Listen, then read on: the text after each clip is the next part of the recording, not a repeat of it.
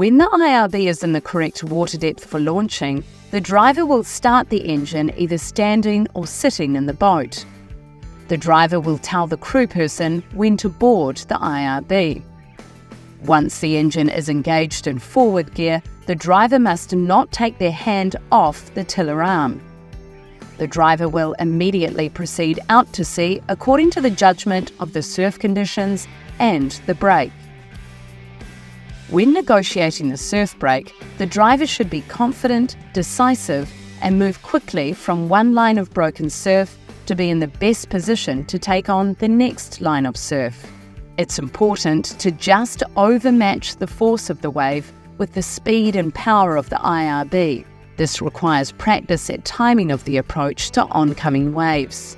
Large broken waves should always be taken head-on so that the force of the broken wave is evenly distributed along each side of the IRB. The driver should take on the wave after it's broken, or position the IRB to go over the wave before it's peaked to break. In heavy surf dumping onto a sandbar, the driver can hold the IRB in the break zone with just enough throttle to go over the weight water without moving forward. This position can be maintained until a lull in the waves occurs. Then the driver should proceed forward at speed to negotiate the sandbar.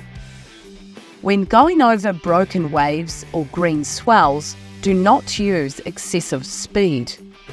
Once the wave area has been cleared, set the throttle for a speed appropriate to the conditions.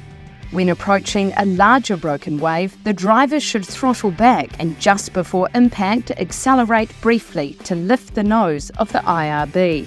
This helps the IRB rise over the wave so that it doesn't leap off the top and become airborne. An IRB that becomes airborne may cause injury to the crew person or driver. The driver and crew person must remain in constant communication while operating the IRB at all times. In a situation where the wave is reasonably large, it may be necessary to accelerate the IRB slightly after the initial impact to ensure that the IRB continues to travel up and over the wave. Remember that full throttle is only required in emergencies, rescues, and while negotiating surf. It's important to note that immediately after a wave is negotiated, prepare for the next oncoming wave. Be decisive. Do not make last-minute decisions or changes.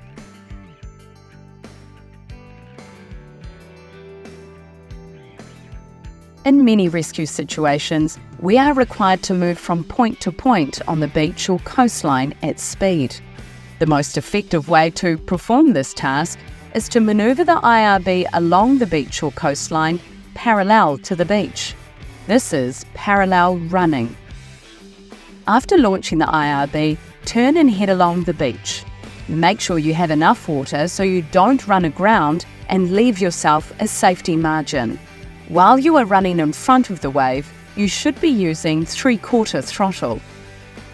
As the white water approaches and is about to make impact, the driver should apply more throttle while at the same time turning the IRB nose into the wave. 30 to 45 degrees is usually enough. The angle at which you take each wave will vary according to the size and strength of the surf. Parallel running should be smooth, flowing, and the IRB should remain at a constant speed.